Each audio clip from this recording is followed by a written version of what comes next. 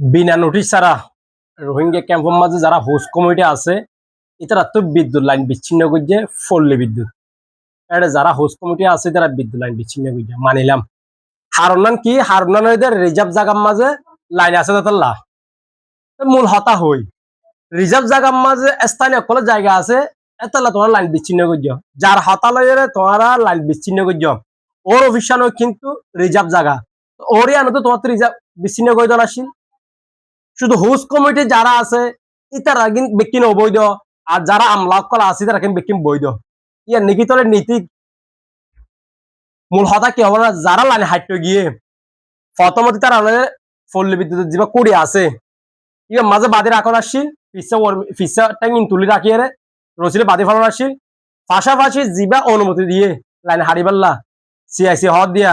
এবার ইয়ে ফিসাদ বাদিয়ে রে ট্যাঙ্গ ওই মিটকে দি তারপরে বারে টাকে রাখন আসছিল। এই ছাড়া হয় সুযোগ নাই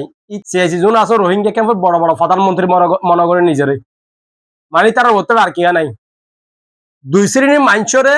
তারা তো দেখিলে বেশি খারাপ লাগে রোহিঙ্গা ক্যাম্পের মাঝে এক হইতে যারা রোহিঙ্গা ক্যাম্পের মাঝে স্থানীয় আছে ইতারারে আর এক শ্রেণীর যারা সাংবাদিক আছে ইতারা যদি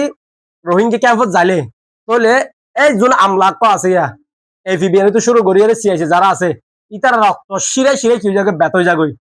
হারাই তারা যিনি অপকর্মটা রোহিঙ্গা ক্যাম্পের মাঝে গড়ে বেকিম ফাঁস হয়ে যাবই দে ইতারা রোহিঙ্গা ক্যাম্পের মাঝে যেদিন অপকর্ম করে ইন দামা সামা দিবাল্লা হন ধরনের সাংবাদিক ঢুকিত না দে সাংবাদিক বিখ্যাত ফোন লইয়ে ইতারা মাথা 180 ডিগ্রি ঘুরিব আর ইনকালে তারা তুই ব্যবসা করে দে রোহিঙ্গা ক্যাম্পের মাঝে রোহিঙ্গা কল লইয়ে যোন আমলা করা আছে এফবিআই এবং